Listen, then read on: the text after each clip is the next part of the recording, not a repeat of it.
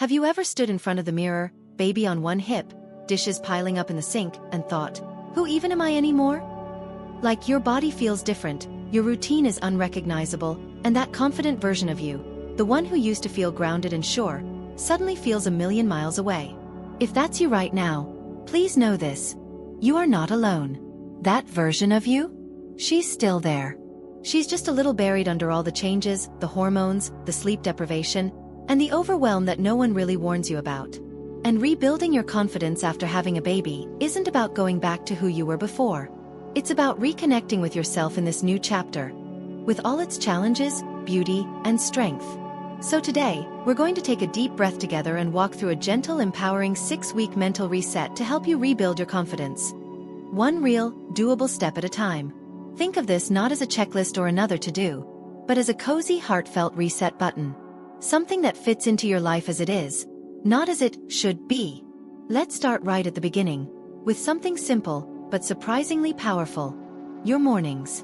Now, before you roll your eyes and say, "What mornings? My baby wakes me up at 4 a.m. and I haven't brushed my teeth before noon all week." I hear you. This isn't about waking up at 5 a.m. and journaling in perfect silence with herbal tea. It's about carving out one small moment. Just one, that belongs to you. In week 1, we focus on what I like to call your anchor moment. It's one intentional pause in your morning, no matter how chaotic it is, where you reconnect with yourself. Maybe it's while nursing or bottle feeding your baby. Maybe it's that 90 seconds while the coffee brews. Whatever it is, use that moment to check in. Ask yourself, how am I feeling today, really? You don't have to fix anything. Just notice. This small habit helps rebuild that inner connection that often gets drowned out when you're constantly tending to everyone else's needs. I used to do this sitting on the floor while my newborn was having tummy time. I'd put my hand over my heart, close my eyes for just 30 seconds, and breathe. It wasn't glamorous. Sometimes my shirt had spit up on it. But those 30 seconds reminded me, I'm still in here. I matter too. Once you've created that little pocket of presence in your day, even if it's just a minute or two, we build on it in week 2 with the next step in your reset, rewriting your inner dialogue. Have you noticed how mean our inner voices can be, especially after baby? You're not doing enough. You look tired and frumpy. Everyone else has it more together than you. That voice? She needs a timeout. In week 2, we start gently shifting that voice. Not with fake positivity, but with real compassion. When that mean voice pops up, I want you to catch her in the act, and respond the way you would to a friend. For example, if you hear yourself thinking, I'm failing at this motherhood thing, pause. Breathe. Then say, I'm learning. I'm doing my best. And that is enough today. At first, this feels awkward. Like you're pretending to be your own therapist. But over time it softens something. It reminds you that you are human, not a machine. That it's okay to struggle. And slowly, it starts to rebuild the kind of self-trust that real confidence is built on. You could even write down a few kind phrases on sticky notes and leave them on your bathroom mirror or next to the changing table. Something simple like, you're doing better than you think, or, this moment is hard, but so are you. Repetition matters. Your brain needs to hear these things. Especially now. Now that we're starting to make space for a more supportive inner voice, week 3 brings us to something many of us neglect, especially when we're exhausted and stretched thin. Celebrating small wins. Let's be real. After baby, your definition of achievement changes overnight. Getting through the day without crying might be a win. Taking a shower feels like a gold medal. And yet, we rarely give ourselves credit for these things. But here's the truth. Confidence grows through evidence. Every time you recognize a small win, you're collecting proof that you can do this. So in week 3, I encourage you to start a small wins journal. Nothing fancy. Just grab a notebook or open the Notes app on your phone and jot down one win each day.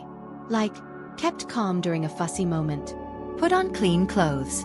Asked for help when I needed it. These are not small things. They are survival skills. They are strength. And they deserve to be seen. I remember one day, when my son was about 6 weeks old, I managed to fold a whole basket of laundry. I felt like Beyoncé. Seriously. It sounds silly, but noticing those moments reminds you. You are capable. You're not just surviving, You're showing up again and again. And that's worth celebrating. So in these first 3 weeks, we've begun grounding ourselves with a daily anchor moment, started rewriting the way we talk to ourselves, and learned how to spot and celebrate our small wins.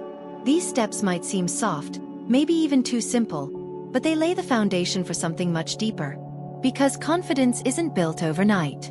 It's built through these tiny moments of showing up for yourself with love, even when everything around you feels messy and uncertain. Let's keep going. There's more goodness ahead, and I promise, it's all designed to fit into your life exactly as it is right now, no perfection required. So now that you've started to anchor yourself in your day, quiet that critical inner voice, and celebrate even the tiniest of wins, you might be noticing something subtle, but really powerful. You're starting to come back to yourself. And not in a flashy, everything is fixed kind of way, but in those little glimmers. A deep breath that feels like yours. A moment of pride in something that used to go unnoticed. This is how confidence rebuilds, from the inside out. Now let's move into week 4, which is all about connection. And not the Instagram-worthy kind. I'm talking about real, raw, honest connection. With people who see you and love you, not in spite of your mess, but because of it. Motherhood can be incredibly isolating. It sneaks up on you, even when you're constantly surrounded by little people who need you. You might go an entire day without adult conversation, or find yourself scrolling through social media, comparing your hardest moment to someone else's highlight reel. And that creates this lonely little echo chamber in your head that says, everyone else is handling this better than me. But here's the truth. They're not. And you weren't meant to do this alone. In week 4, I want you to take one small step toward connection. Maybe it's texting a friend and saying, "Hey, I could really use a chat." No pressure, just miss you. Maybe it's joining a local mom group, even if you're shy and unsure. Maybe it's replying honestly when someone asks, "How are you?" and saying something more than just, "Fine." I remember messaging a friend I hadn't seen in months. I just typed, "I'm in the thick of it. I miss adult conversation. Want to come over and eat snacks in our pajamas?" She said yes. We didn't fix anything that night. We just laughed and cried and reminded each other that we're not broken. We're just going through something incredibly human. Connection doesn't need to be big or frequent. It just needs to be real. Find your safe person or people. The ones who remind you that you're not alone in this. Because healing, especially mentally and emotionally, happens faster when we're witnessed. When someone else says, "Me too," it chips away at shame and makes room for confidence to grow. And while we're reconnecting with others, let's not forget about our bodies. Not in a bounce-back way. Not in a get-your-pre-baby body back way. But in a kind, present, grateful way. Week 5 is all about body appreciation, not just body image. After baby, it's easy to feel like a stranger in your skin. Things are softer, looser, archier. And sometimes it feels like your body let you down, or like it's no longer yours. But I want to offer a reframe here. Your body just did something miraculous. It created life. It's still sustaining life. And now, it deserves your gentleness more than ever. One of the most powerful ways to start rebuilding confidence is to re-establish a respectful, appreciative relationship with your body. So this week, I want you to do one thing every day that says, thank you to your body. Not for how it looks, but for how it shows up. That might mean stretching your arms up and feeling your breath go deep. It might mean rubbing lotion on your belly or your feet, even if they feel foreign to you right now. It could be dancing in your living room with your baby in your arms, just to feel the joy of movement. I'm not asking you to love every inch of your body all the time. That's a tall order. But I am inviting you to treat it like a friend. To acknowledge all the ways it still supports you. Because confidence doesn't come from a dress size or a scale. It comes from how you feel in your skin, how safe you feel inhabiting it again. There was a time after my daughter was born when I avoided mirrors. I'd get dressed in the dark. And then one day, I stood in front of the mirror, looked myself in the eyes, and just said, "Thank you. We're still here. We're doing our best." It wasn't magical or transformative in the moment, but over time, it softened the way I saw myself. And finally, as we reach week 6, we land on something that might seem small, but it's truly the heartbeat of this entire reset: honoring your needs. After becoming a mom, your instinct is to put everyone else first. It happens so fast you barely notice it. Your sleep, your meals, your peace, your bathroom breaks. they all take a back seat. And somewhere along the way, your needs start to feel like luxuries. Optional. Maybe even selfish. But here's the thing. Confidence grows when you feel safe. And you can't feel safe if you're constantly abandoning yourself. So in this final week, we turn inward and ask, what do I need right now? Maybe it's rest. Maybe it's space. Maybe it's creativity, or laughter, or just someone to hold the baby so you can take a damn shower without rushing.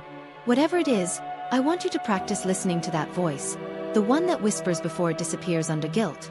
And then act on it, even if just a little. You don't have to overhaul your life. Just notice your needs. Honor one of them each day. Let that be enough. I used to feel bad asking my partner to take the baby for 30 minutes so I could lie in silence. I'd say, I know you're tired too, but... as if I had to justify wanting peace. But over time, I stopped apologizing for needing care. Because I deserve to feel held too. Not just by others, but by myself. Confidence isn't about being fearless or perfect or constantly productive. It's about knowing deep down that you are worthy. That your needs matter. That your presence is enough. So as we wrap up these next few weeks together, let all of this sink in. You're not rebuilding your confidence by force or hustle. You're rebuilding it gently, piece by piece, by choosing yourself, little by little, every single day. And that, mama, is the most powerful kind of transformation there is. By now, you've been walking gently through this reset, one breath, one thought, one small choice at a time. And you might not even realize it yet, but you're doing something incredibly brave. You're giving yourself permission to heal, to grow, to come back home to yourself. Not by going backwards, but by moving forward with love. There's one more layer to this reset that we haven't touched yet, but it weaves through everything we've already talked about. It's about rewriting the story you tell yourself about who you are now. Because after becoming a mom, it's so easy to fall into a narrative that feels limiting. I used to be confident, but now I just feel lost. I'm not the same person anymore. I don't even know who I am outside of being a mom. And while those thoughts are completely valid and understandable, you're not stuck there. Confidence doesn't mean returning to your old self. It means getting curious about your new self. The version of you who is rising from all of this with new strength, new softness, new wisdom. So in these final days of your 6-week reset, I want you to take a moment. Maybe in the quiet after a nap, or during a solo walk, or in the few minutes after you've put the baby down, and ask yourself, who am I becoming? Not who do I need to be? Not who should I be? But truly, who am I now? Maybe you're someone who's learning to say no. Maybe you're becoming a little more patient, or a little more assertive. Maybe you're softer in ways that matter. Maybe you've discovered you're stronger than you ever imagined. Start to write a new story. One that doesn't erase your past self, but makes space for your present one. One where confidence isn't about having it all figured out. It's about honoring your own becoming, day by day. And here's the beautiful part. This reset doesn't end after 6 weeks. These tools, your anchor moments, your inner voice, your small wins, your honest connections, your body appreciation, your needs, they're yours to carry forward. They're not just about surviving the postpartum season. They're about thriving as you, in all your wholeness. I want you to remember that you are not behind. You are not broken. You are not less than. You are unfolding. And it's okay if some days still feel hard. It's okay if some days the confidence is shaky, and the wins feel small, and the mirror still feels like a stranger. That's not failure. That's real life. That's growth in progress. That's the work of becoming someone new while still holding on to the core of who you are. You're doing more than you realize. The fact that you've even made space to think about your mental health, to nurture your confidence, to show up for you. Even in the midst of diapers and night feeds and the unpredictable rhythm of newborn life, that's powerful. So let's take a second to breathe that in. Inhale. Hold it. Exhale. Now say to yourself, I am enough. Right now. As I am. Let that truth settle in. Because you don't need to wait for everything to be perfect to start feeling whole again. Confidence isn't some prize at the end of the finish line. It's a muscle you strengthen every time you show up for yourself with kindness, every time you rest when you need to, every time you speak to yourself with gentleness, and every time you remember that your worth was never tied to productivity, appearance, or how together you seem on the outside. Confidence is already living inside you. This reset just helps clear the fog so you can hear it again. And now, I'd love to hear from you. What part of this journey resonated with you the most? What tiny shift are you proud of? Share it in the comments, not just for you, but for the other moms scrolling through, looking for someone who gets it. Your story, your voice, your realness. It matters more than you know. And if this video gave you even one moment of peace, or clarity, or encouragement, please hit the like button. It helps other moms find this too. And if you want more support like this, more gentle guidance, more real talk about postpartum life, make sure you subscribe and stick around. There's a whole community here for you. Thank you for being here. Thank you for showing up, for listening, for trying, for caring enough about yourself to grow. That's what this reset is about. Not changing who you are, but remembering who you've always been, underneath the noise. So here's to you. The version of you who is learning, unlearning, healing, and blooming, even when it's messy. You are doing beautifully. You are not alone. And I'm so proud of you. Happy postpartum life. Mama, you've got this.